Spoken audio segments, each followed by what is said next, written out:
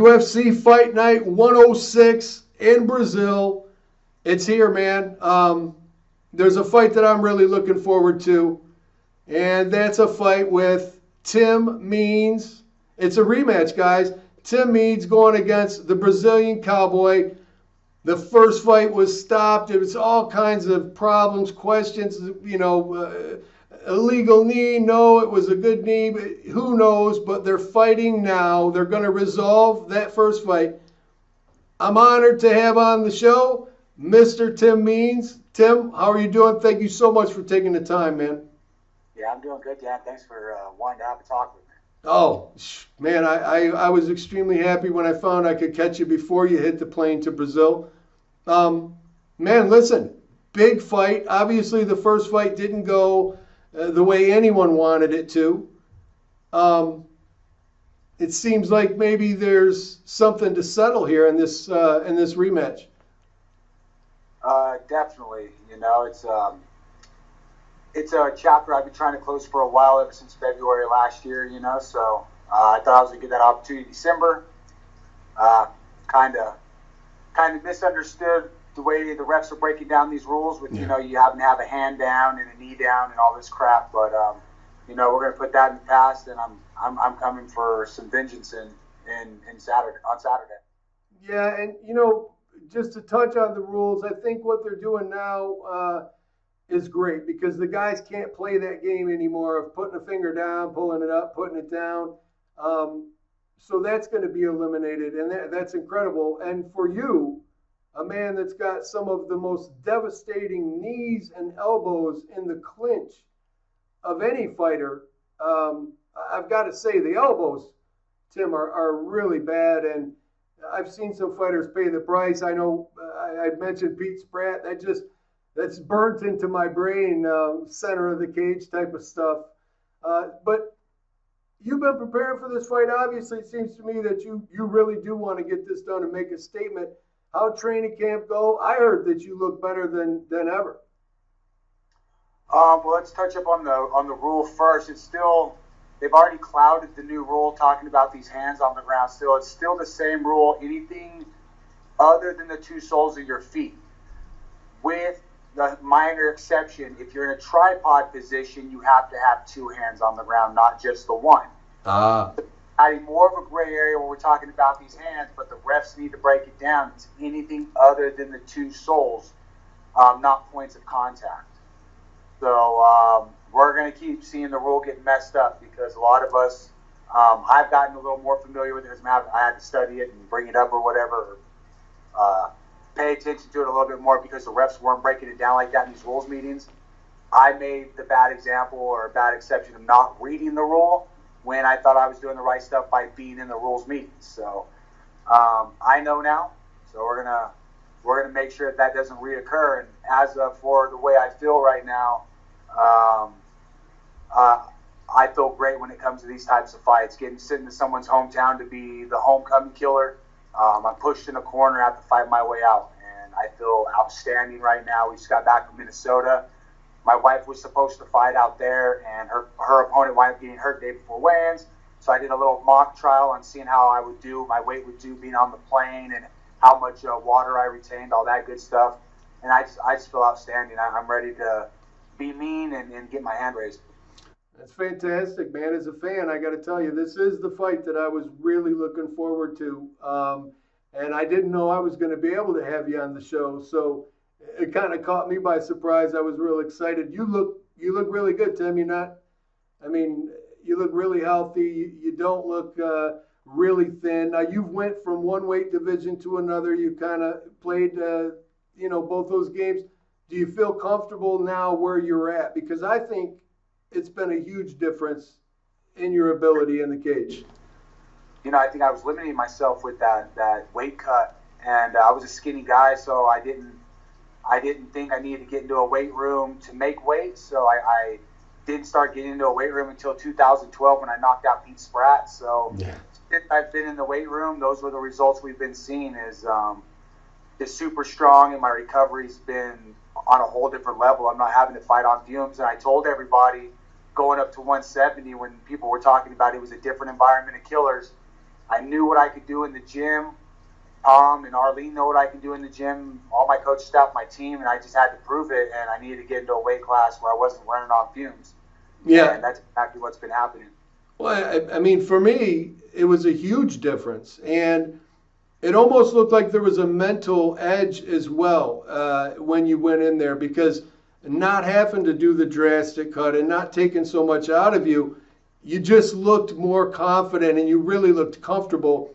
And actually, if it's possible, it seemed like you were really getting off, more often and more fluid striking. You seemed really comfortable and in your zone. Yeah, I have fluid in my brain. I'm able to, my brain functioning and firing of my limbs is just better, more durable. I wasn't having to fight. I don't know how many fights I went into injured, busted hands, rib, feet, everything, and since I've gotten to move up in weight class, I just feel just healthier, and I was always just kind of taught through wrestling. I think we had to cut a bunch of weight, it's what you're taught and kind of what you listen to. But the longer we've gotten going with being a professional with martial arts, the better I've gotten at understanding science, and the better hydration has gotten, and just these personal trainers. I have an athletic trainer now that I never had. It helps me stay firing on the right cylinders. Maybe not every injury is avoided or anything like that, but just overall confidence, man. I've gotten to show myself in a few of these fights, and I got a lot more to show. And I signed a new 4-fight deal with the UFC. It's what I wanted. I'm proud to be making a living at something I enjoy doing, and I just couldn't be in a better spot right now. And I got something to prove on Saturday. I just got that chip on my shoulder and that hunger. Well, you know what, Tim? I was going to touch on the new contract, and congratulations, by the way. You are elite. You are one of the best in the world. On any given day, you could beat anyone. And for me, that's really exciting because of the style of fighter you are. Every time I watch you fight, you bring it. You bring it. When you're healthy, when you're going in there, and like you are now, you're so hungry, you're so motivated, and it seems like you just hit your stride. You're in your prime, the stars have aligned, and you are a dangerous, dangerous man at this weight division. And listen, not to take away from your opponent. I mean, this is an extremely dangerous guy on his own right. Right. Yeah, I don't know how to really say it, but my drive is there, and I got this goal and this ambition, and I got things to take care of here. We were talking earlier about responsibility is what really turned my life around, and reasons to want to do better, and the ability. It's so nice to pay my light bill and pay my gas bill or my mortgage. There for a while it was rent. Yeah. Those feelings are outstanding. So to get into a training camp and bust my ass and allow some guy to come take it from me, man, the prize is worth the risk, man, and I'm willing to take that risk. It is. The sport has come so far, and it really seems that, like I said, you hit your stride at the right time. This is when you have that ability to make an impact and reach those goals. I mean, I would love to see Tim Means fighting for the belt. I know a lot of fans would love to see that. Obviously, you'd never look through an opponent, especially, an opponent like this. And at this level, every opponent is dangerous. I mean, they're all deadly. You're fighting the best in the world. But best case scenario, you knock out the Brazilian Cowboy. The fight's done. Impressive fashion. What do you see for the future for you? I know you're pushing for the top. I mean, this isn't just about winning and staying relevant. This is about achieving the goal. Right now, the goal is to only goal I have is to get fans talking about me. I'm seeing back to a little interview I did at my last post-fight stuff. I'm talking about fans not talking about only the superstars. The fans are talking about these unions and these things. Yeah. And I put it on every time out. I show up and I fight my ass off. I don't lay and pray. I don't hug it out. I fight my ass off because, one, for one, it's the way I fight and the way I carry myself. I'm a blue-collar guy. I work my butt off. Yep. And the fans buy tickets to watch this stuff, you know. And, you know, we've got to have some entertainment value.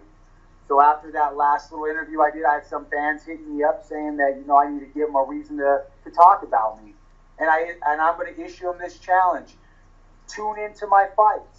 Watch my fights and see if you don't avoid leaving your seat to go get a beer, and see if you don't avoid leaving your seat to go to the bathroom, because it's not that damn important, because I'm kicking ass, I'm busting ass, and I'm doing my very best to finish the fight as violently as possible. And that's what you are paying for, fans. So you want to talk about me? I want you to talk about me. Give me the chance by tuning in. If you don't like my fight, talk all the shit you want, but tune in and see. I mean, that's it. I couldn't say it any better. And you know what? You are a guy that would be the fan favorite. They get out there, they see you, and you do perform, and you always have. It is your personality and the way you fight and carry yourself. So let me ask you before I let you go, Tim. I know you're getting ready. You're leaving for Brazil. Do you have anything you'd like to say to your opponent? Last words?